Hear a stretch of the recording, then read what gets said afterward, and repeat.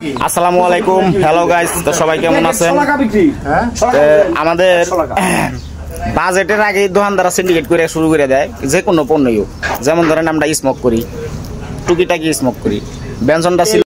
আমরা যে যারা আমাদের মতন সাধারণ জনগণ যারা স্মোক করে, মানে সিগারেট যারা খায়, সিগারেটের অনেক এই 2 দিন যাবৎ কি হয়েছে, একটা এই ধাপ্পাবাজি একটা চলতেছে।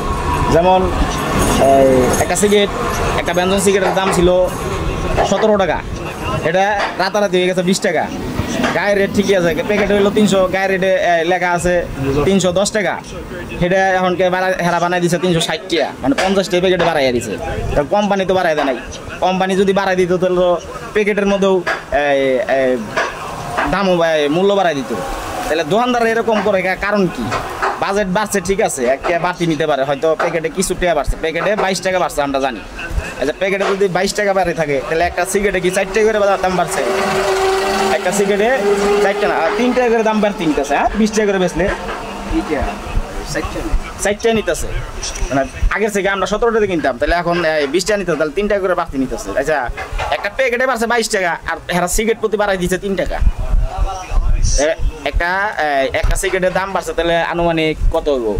1 টাকা কিছু পয়সা, 1 টাকা কিছু পয়সা, আর হেরা লাভ করতেছে তার ডাবল।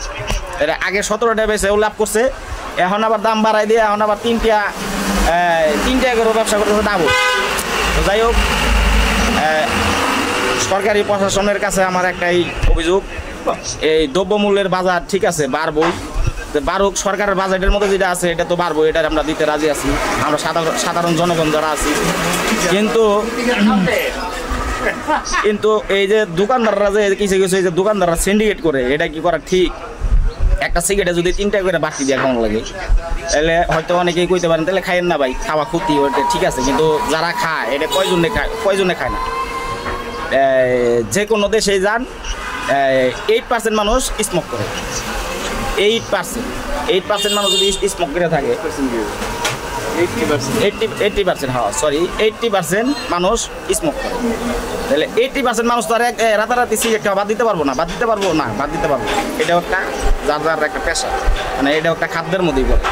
তো যাই হোক, মাননীয় প্রধানমন্ত্রীর কাছে আমার একটাই অভিযোগ থাকবো, আমার এই ভিডিওটা আপনারা শেয়ার করে দিবেন যে মাননীয় প্রধানমন্ত্রী যত যায়, অধিদপ্তর পর্যন্ত যত যায়, এই যে দোকানদাররা সিন্ডিকেটগুলো করে, এটা ভাই করাটা ঠিক না।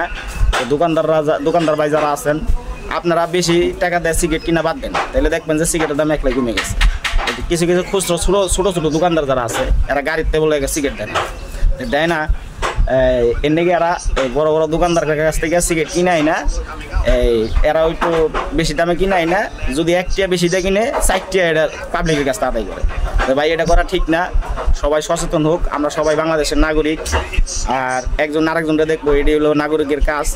তো এরকম করলে তো মানুষ আগাইতে পারবো না, পিছিয়ে যাবো বা বেশি।